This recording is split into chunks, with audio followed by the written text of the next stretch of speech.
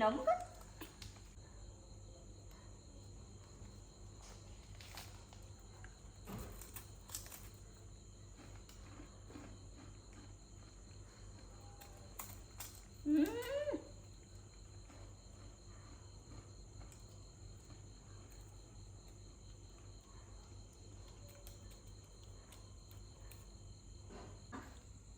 Vô ăn nè, ăn cứ mời những kịch mời đầy mà vô không, vô không mà vô không, vô rất rồi, vô mà bao, vô mà, thấy chưa nè, dùng đã bao, ấy da, đua đó, con khuyên núng mà,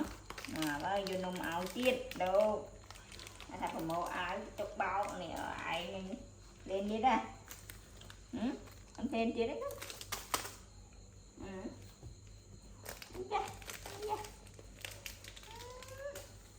phải ai xem nó chầm nhầm nông nó con á,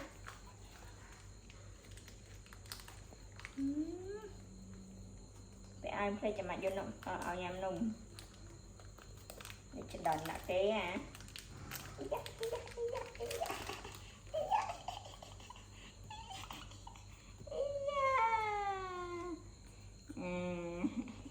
Con khuyên nóng mà cái ai cho nó mày chẹt thành một khăm khăn non nó nó thành một khăm khăn non phải ai xem con một khăm non ôn á một á một xì ôn nó con nó con thêm mà lại ba nó nè bụp khôi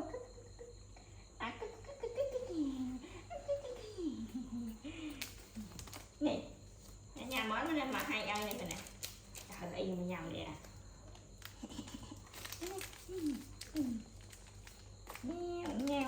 nhào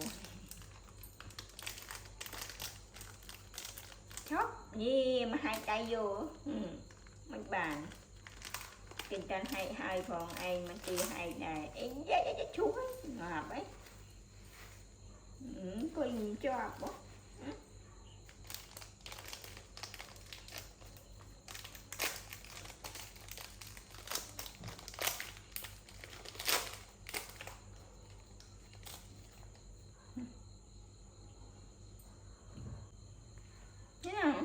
nhầm đó hả?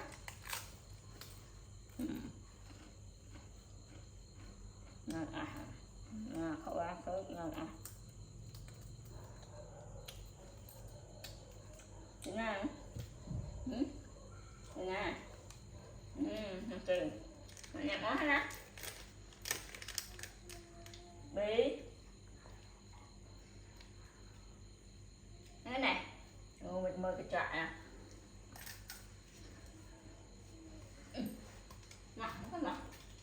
Thôi gửi ơi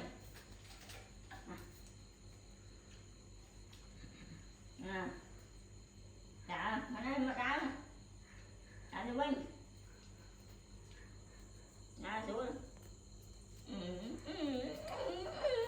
anh nhá tài quay chân ai thì là bay chung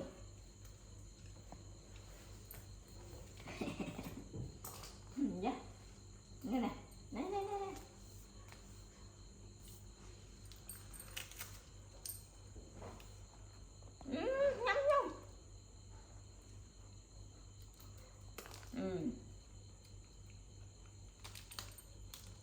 khôi nhỉ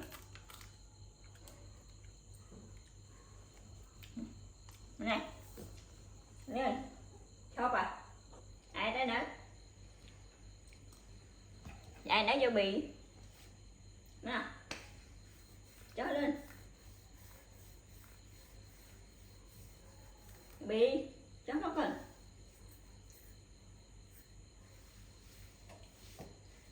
mà chó mơ đi mơ cái trại đi nè ngủ cái thằng hoạt đại đi nè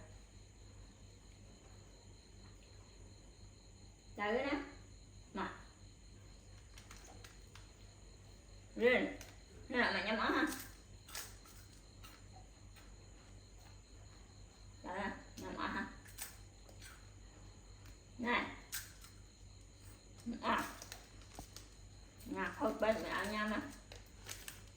mới lên mặt tới nó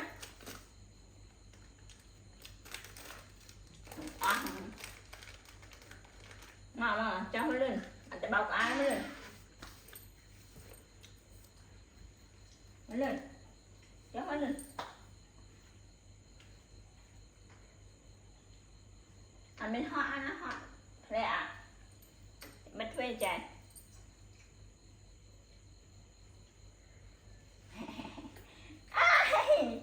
cái ghế mà khách này mà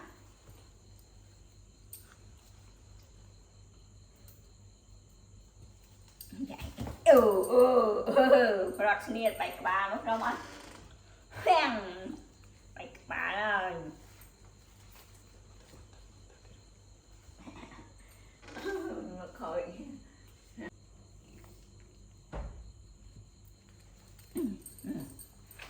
này phải kịp đây mà hả chập ấy mày thành chập sao nhẹ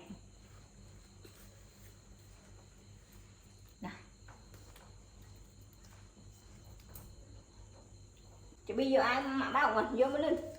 nếu mà vô mới lên mà bao vô mới lên mà vô mà bao cũng mà nè nè mà coi đi mà bao cũng lên lấy rồi nè thì vô mới tiết thì vô mới tiết nè giờ ai mới tiết nè mà vô mới tiết nè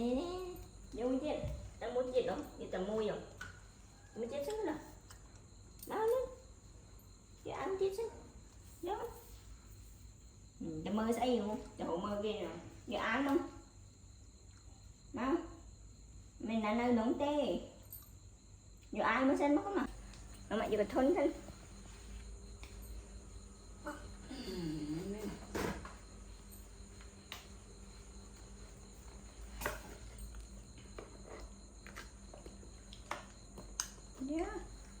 ban trắng cà phê vô hả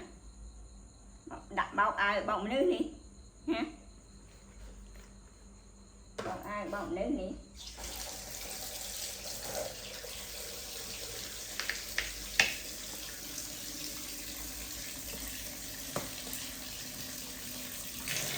giác là bao giờ bắt chỉnh bài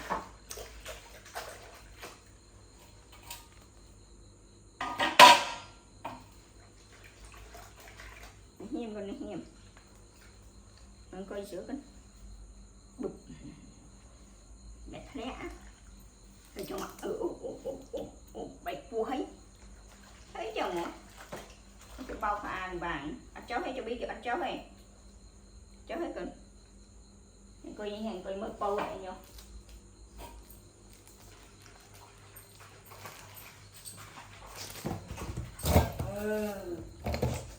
này là phương ấy thằng má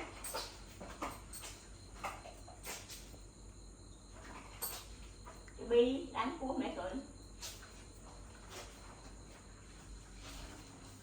đánh cua mẹ đâu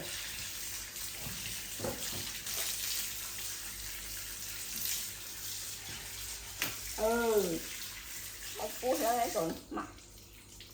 cái gì vậy đặt mất cái này mà vậy ta ha